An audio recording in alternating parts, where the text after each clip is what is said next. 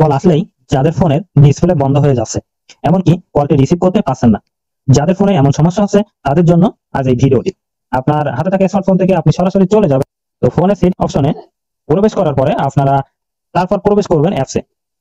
তো app setting এ প্রবেশ করার পরে এখানে দেখতে পাচ্ছেন সি অল, এখানে ক্লিক করে দিবেন।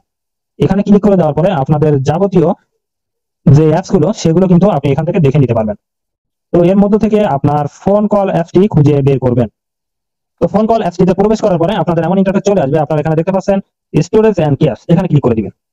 এখানে ক্লিক করে দেওয়ার পরে আপনারা ক্লিয়ার ক্যাশ এখানে ক্লিক করে দিবেন। তারপর আবারও ব্যাকে চলে আসবেন। তো ব্যাকে চলে আসার পরে এখানে দেখতে পাচ্ছেন নোটিফিকেশন অপশন, এখানে ক্লিক করে দিবেন।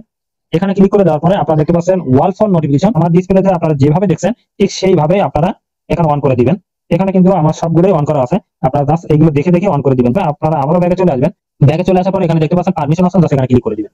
এখানে ক্লিক করে দেওয়ার পরে আপনাদের কিন্তু আবারও এমন একটা ইন্টারফেস শো করবে। এখানে দেখতে পাচ্ছেন কল লক, এখানে ক্লিক করে দিবেন। তারপর যদি আপনাদের ডোন্ট অ্যালো এটা থাকে তাহলে আপনারা সবগুলো অ্যালো করে দিবেন। তো আমি এখানে অ্যালো করে দিলাম। তারপর এখানে কন্টাক্টস, এখানে আপনারা অ্যালো করে দিবেন। তারপর এখানে দেখতে পাচ্ছেন ডিসপ্লে কভার আদার্স অ্যাপস, এখানে আপনারা এই পারমিশনটা অ্যালো করে দিবেন। তারপর এখানে মডিফাই সিস্টেম সেটিং, এখানে এটাও আপনারা অ্যালো করে দিবেন।